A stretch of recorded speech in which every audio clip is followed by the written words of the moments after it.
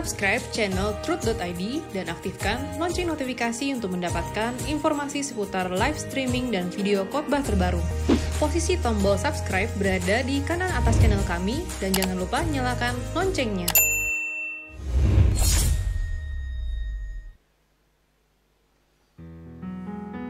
Shalom saudara sekalian, kita kembali jumpa pada program Wanita Surgawi. Program yang pasti ditunggu oleh saudara-saudara yang telah diberkati oleh program ini. Dan program ini juga akan memberkati saudara-saudara sekalian. Untuk itu mari kita berdoa. Bapa di surga, berkatilah program ini. Ketika anakmu ini, hambamu ini berbicara, biar Roh Kudus yang menuntunnya. Ya Tuhan, kuasai hambamu dan berbicaralah kepada kami melalui hambamu ini. Dalam nama Tuhan Yesus Kristus. Haleluya. Amin. Saudara, pada kesempatan ini saya mau bicara mengenai menjaga hati. Firman Tuhan mengatakan di dalam Amsal pasal 4 ayat 23, jagalah hatimu dengan segala kewaspadaan, karena dari situlah terpancar kehidupan. Jagalah hatimu dengan segala kewaspadaan, karena dari situlah terpancar kehidupan. Ajarku menjaga hati dari yang tak kau ingini, agar hidupku bersih di matamu. Ajarku menjaga hati dari keindahan dunia, agar hatiku tertambat padamu saja. Ajarku menjaga hati dari semua niat benci, agar hidupku bersih di matamu. Ajarku untuk mengasihi dengan ketulusan hati, agar hidupku menyatakan kasih-Mu. Saat ku di pengadilan-Mu, ya Tuhanku, ku tahan berdiri di hadapan kesucian-Mu. Kau dapatiku tak bercela di matamu Bapa. Kau layakkan ku masuk rumah Bapa yang bakal. Saat ku di pengadilan-Mu, ya Tuhanku, ku tahan berdiri di hadapan kesucian-Mu. Kau dapatiku tak bercela di matamu Bapa. Kau layakkan ku masuk rumah Bapa yang bakal.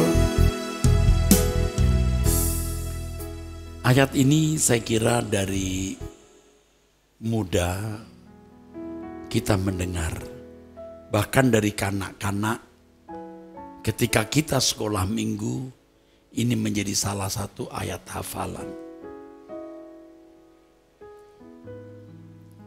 Tentu orang seperti saya yang ada di lingkungan gereja dan sekolah teologi, berulang-ulang mendengar ayat yang termasuk favorit ini, saudaraku. Tapi heran ya, manusia itu keras kepala, termasuk saya dulu. Tidak sungguh-sungguh menjaga hati. Kita sembarangan dengan melihat, menonton, menyaksikan film-film yang kita merasa itu tidak membahayakan kita. Apalagi kita suka film thriller. Sebagai pria suka adegan-adegan heroik. Lalu kita menikmati film baik layar lebar maupun melalui Blu-ray, yang dulu melalui laserdisc. Kita tidak memagari hati kita dengan baik. Hati kita seperti taman yang Tuhan mau menumbuhkan tanaman Tuhan, yaitu kebenaran-kebenarannya, yang jika bertumbuh akan terekspresi dan terwujud dalam tindakan dan perbuatan. Tetapi kita membiarkan taman hati kita dimasuki binatang-binatang najis yang menabur benih-benih yang salah. Saudaraku, ini yang terjadi dalam kehidupan banyak orang. Kalau di Abam saya membaca, bukan satu kali, beberapa kali orang yang berkata, saya tidak bisa meninggalkan dosa ini, Pak. Biasanya dosa seks, masturbasi, lihat film porno, tidak bisa tinggalkan, Pak. Kenapa tidak bisa? Mestinya bisa.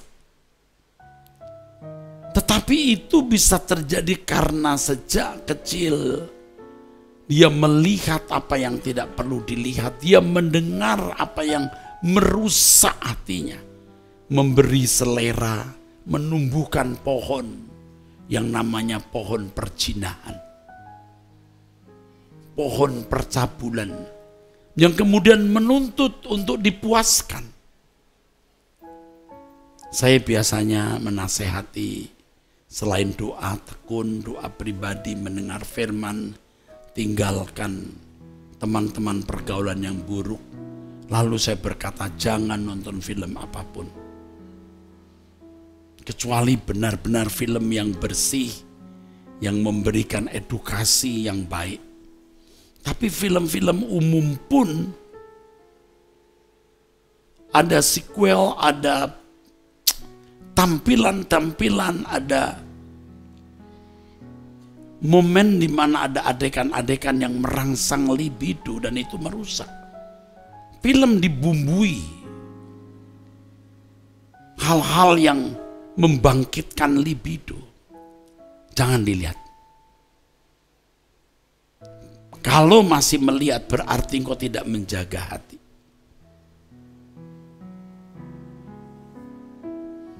Ibu-ibu yang membuka diri terhadap pergaulan, ketemu ibu-ibu lain yang tidak memberikan firman dan tuntunan yang baik, tetapi meracuni ibu-ibu dengan racun-racun, perkataan-perkataan yang tidak membangun. Coba kalau mendengar khutbah di true.id, lalu pendeta mengajarkan kalimat misalnya, diam, diam, diam. Suruh diam, saudaraku. Tapi coba kalau ketemu orang yang tidak takut Tuhan dan tidak memberikan input yang baik, berkata jangan ngalah, Laki-laki ya, kalau kita mengalah tambah kurang ajar. Terkam dia sebelum terkam kamu. Nah, racun. Belum lagi ya, nonton film-film drama yang membuat melo. Akhirnya saudara menjadi orang yang mengasihi, mencintai diri sendiri secara salah. Atau dalam istilah lain makosistis. Ya, mendayu-dayu perasaan. Anda tidak menjadi wanita yang kokoh, yang tegar. Tetapi menjadi wanita yang ternyata rentan, rapuh. Kita jaga hati kita, saudara, dari masukan-masukan yang membuat kita tidak menerima benih kebenaran. Taman hati kita harus kita jaga. Seperti firman Tuhan mengatakan, jagalah hatimu dengan segala kewaspadaan. Dengan segala kewaspadaan mengisyaratkan bagaimana kita memaksimalkan kewaspadaan kita. Jadi tidak bisa dianggap remeh. Menjaga hati ini sesuatu yang tidak mudah, tidak remeh. Jangan anggap sepele. Saudara lihat gadget, lalu saudara ditegur, diingatkan, nggak usah lihat-lihat itu. Oh, enggak apa-apa, ini nggak pengaruhi hati saya kok. Siapa bilang tidak pengaruhi hatimu? Apa yang masuk di matamu, masuk di telingamu, masuk di hatimu. Mungkin waktu itu seperti tidak berdampak, tapi lain waktu akan tumbuh. Dari benih kecil jadi besar dan bisa menguasai pikiran kita. Oleh sebab itu, saudara, menjaga hati dengan segala kewaspadaan. Kita mulai dengan hidup di hadirat Tuhan. Kita biasa membersihkan pikiran kita dari semua hal yang Tuhan tidak kehendaki. Karenanya kita bawa hati kita di hadapan Tuhan untuk diperiksa, diteliti. Jika ada hal-hal yang Tuhan tidak berkenan, kita minta Tuhan beritahu. Kita minta ampun, lalu kita membereskannya di hadapan Tuhan, saudara. Kita membereskannya di hadapan Allah.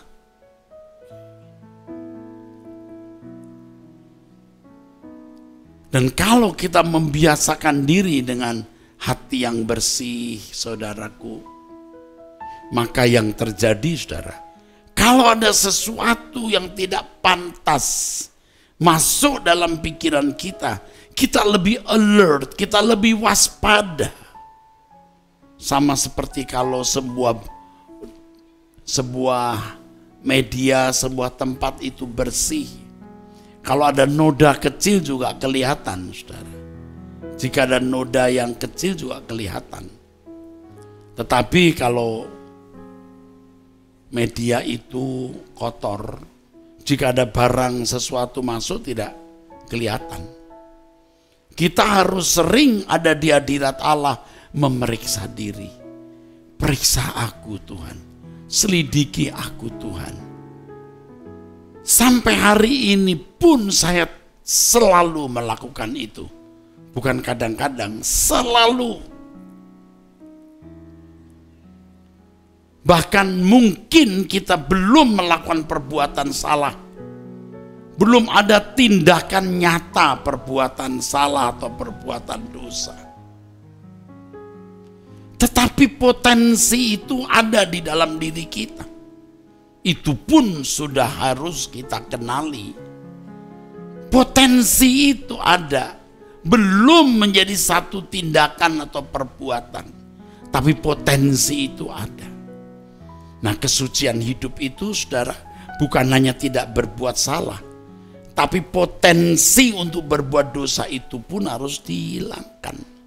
Nah, kalau seseorang nonton yang tidak perlu mendengar, yang tidak perlu bergaul sembarangan, kuasa kegelapan menabur benih-benihnya yang memang pada saat ditabur tidak kelihatan dampaknya. Tetapi kemudian saudara sekalian, akan nampak dampaknya suatu hari dalam bentuk perbuatan atau tindakan. Jadi tidak herannya kalau ada orang berkata, aku mau hidup suci tapi kok gagal terus. Kenapa tidak bisa ya hidup suci, kok gagal terus? Kenapa gagal terus, saudaraku?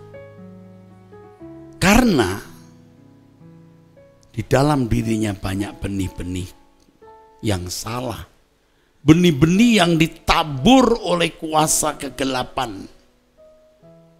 Benih-benih inilah yang membuat seseorang tanpa sadar melakukan kesalahan terus-menerus. Sebab ketika benih itu ditabur, dia nuntut. Misalnya kalau seseorang melihat sesuatu, sebuah iklan katakan, iklan itu masuk dalam pikirannya, maka orang merasa berhutang kalau tidak membeli barang itu. Apalagi orang lain juga punya. Masuk di pikirannya. Lalu muncul suara, harus punya barang itu. Kalau punya barang itu hidup lengkap, bahagia. Ditipu. Iya. Kalau tadi saya menyinggung mengenai seorang yang terikat dengan pornografi itu, saudara. Dari kecil dia lihat sesuatu, gambar yang tidak patut, film yang tidak patut. Lalu apa yang telah ditabur di pikirannya menuntut dirinya untuk dipuaskan. Sama, saudara. Coba lihat anak-anak remaja. Begitu menginjak remaja mesti pacaran. Kenapa mesti pacaran? Nah, orang lain juga pacaran. Telah ditabur di dalam pikirannya bahwa pacaran itu menyenangkan, membahagiakan. Saya tidak katakan pacaran tidak membahagiakan, tetapi ingat pada waktu yang tepat. Kalau tidak, akan menghancurkan masa depan. Lalu karena melihat film-film yang tidak patut ditabur di dalam pikirannya, maka waktu pacaran melakukan hal-hal yang tidak patut. Demikian pula kita orang tua. Lihat orang lain punya rumah, orang lain punya kendaraan, pernah jalan-jalan ke tempat anu. Lalu saudara merasa harus juga memiliki atau mengalami hal itu. Saudara, akhirnya banyak orang tersandera oleh dunia ini. Tersandera oleh dunia ini. Karena yang ditabur di dalam pikirannya perkara-perkara dunia. Coba kalau yang ditabur itu perkara-perkara surgawi. Bicara mengenai kekekalan, hidup ini singkat, tragis. Ujung-ujungnya juga kematian. Tidak ada yang kita bawa di kekekalan. Sesungguhnya orang-orang yang terikat dengan kesenangan dunia, orang yang tersandera oleh dunia dan akan tergiring dan sedang tergiring menuju lautan api. Coba kalau yang kita dengar adalah langit baru, bumi baru. Betapa bahagianya hidup berjalan dengan Tuhan sejak di bumi ini terus sampai kekekalan. Yang ditabur di pikiran kita adalah perkara-perkara yang kudus. Dengan taburan yang benar itu, maka yang kita rindukan Tuhan dan kerajaannya. Tapi jujur ya saudara, sedikit sekali orang yang merindukan Tuhan dan kerajaannya. Bertahun-tahun saya menjadi pendeta. Saya tidak memiliki kerinduan yang kuat untuk pulang ke surga. Karena biar pendeta yang dilihat film, yang dilihat kanan kiri. Tapi setelah Tuhan ubah hidup saya duduk diam di kaki Tuhan. Saya menyediakan waktu yang cukup untuk duduk diam di kaki Tuhan. Saya mendengarkan firman. Saya menyampaikan khotbah mengenai kerajaan surga. Beda, saudara.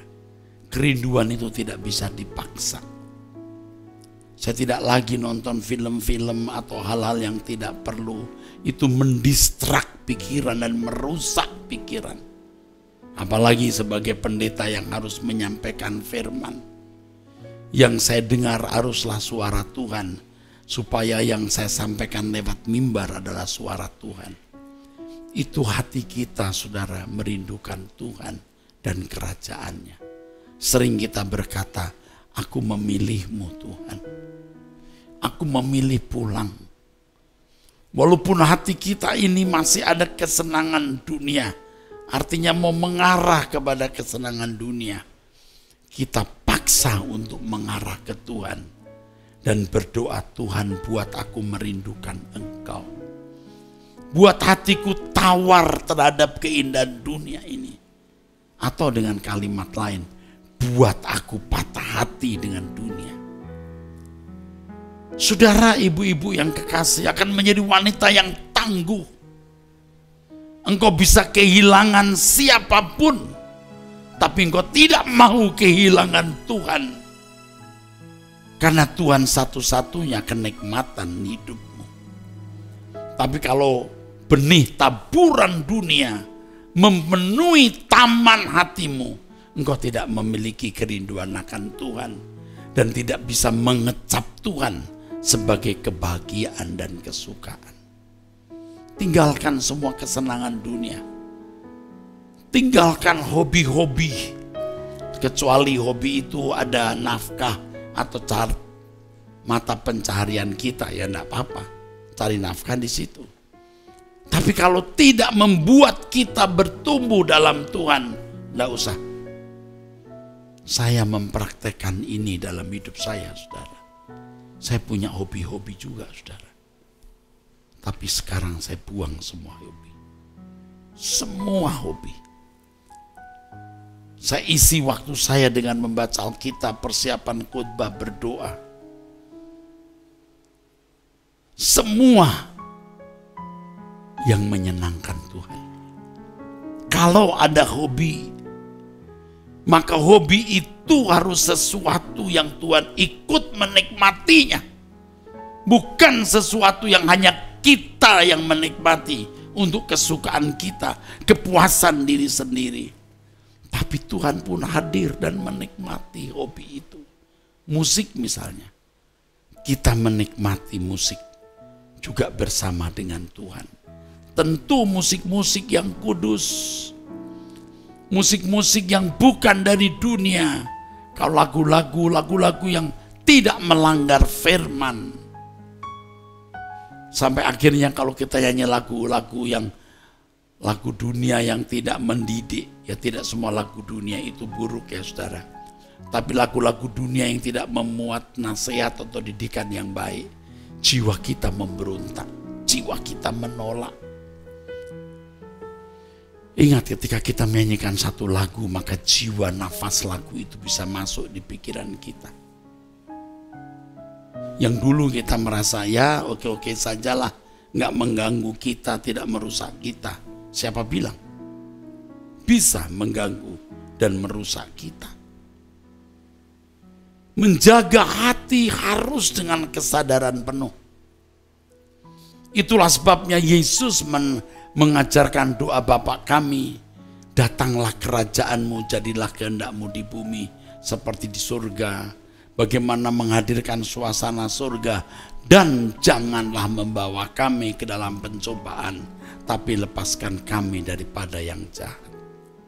Kalau kita berkata berikanlah kami makanan kami pada hari ini secukupnya, itu berarti kita harus bekerja. Dan kalau kita berkata, dan janganlah membawa kami ke dalam pencobaan, tapi lepaskan kami daripada yang jahat. Artinya, supaya kita tidak membawa diri kita dalam suasana atau situasi di mana kita mudah jatuh dalam dosa. Situasi yang membuat kita jatuh dalam dosa adalah ketika kita tidak menjaga hati kita dengan segala kewaspadaan, sehingga iblis bisa menaburkan benih-benih kejahatannya di dalam diri kita. Ayo kita sadar, yuk. Saudara, saya, semua kita, mari kita jaga hati kita dengan segala kewaspadaan. Ketika kita bercakap-cakap di meja makan dengan orang-orang tertentu, sampai pada percakapan-percakapan yang tidak kudus, kita mulai tutup telinga dan tidak ikut menimpali. Dan kalau kita orang tua, kita dihargai, kita bisa berkata, maaf, boleh nggak kita tidak bicarakan hal ini? Kita bicara yang lain. Dan saya sudah lakukan itu. Bisa nggak kita bicara yang lain, jangan bicara hal ini. Supaya kita tidak terdistrak, tidak dirusakkan oleh percakapan-percakapan yang tidak kudus. Ajarku menjaga hati dari yang tak kau ingini, agar hidupku bersih di matamu. Ajarku menjaga hati dari keindahan dunia, agar hatiku tertambat padamu saja. Ajarku menjaga hati dari semua niat benci, agar hidupku bersih di matamu. Ajarku untuk mengasihi dengan ketulusan hati, agar hidupku menyatakan kasih-Mu. Saat ku di pengadilan-Mu, ya Tuhanku, ku tahan berdiri di hadapan kesucian-Mu. Kedapatiku tak bercela di mata-Mu Bapa. Kau layakkan ku masuk rumah Bapa yang bakal. Saat ku di pengadilan-Mu, ya Tuhanku, ku tahan berdiri di hadapan kesucian-Mu. Kedapatiku tak bercela di mata-Mu Bapa. Kau layakkan ku masuk rumah Bapa yang bakal. Kita selalu ada dalam satu penghayatan bahwa kita bisa mati setiap saat. Dan ketika kita menutup mata, kita akan menghadap tahta pengadilan Tuhan. Bagaimana keadaan hati dan batin kita akan dibuka. Kita tidak bisa menutup-nutupi. Kita tidak bisa munafik. Semua akan telanjang di hadapan Tuhan. Kita selalu mempertimbangkan bahwa kita akan ada di hadapan Allah dalam keadaan telanjang dan tidak ada yang dapat kita tutupi. Tidak ada yang dapat kita tutupi. Karenanya hari ini kita bereskan. Orang yang takut akan Allah dan mencintai Tuhan akan mengatakan, menyatakan, mengakui dosa-dosa kesalahannya. Dan semakin kita mengakui setiap kesalahan, hati kita makin bersih. Dan jika ada sesuatu yang tidak patut, kita semakin peka menyadarinya. Kiranya apa yang saya sampaikan ini memberkati saudara. Saat ku di pengadilan-Mu, ya Tuhanku, Tuhan, ku tahan berdiri di hadapan kesucian-Mu. Kau dapatiku tak bercela di mata-Mu, Bapa.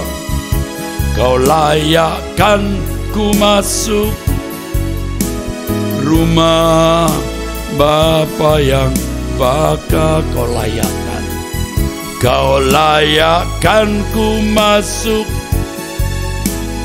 rumah Bapa yang bakal. Segala berkat anugerah turun atas saudara-saudara dalam nama Tuhan Yesus Kristus. Haleluya. Amin. Sampai bertemu di acara Wanita Surgawi minggu depan. Tuhan berkati.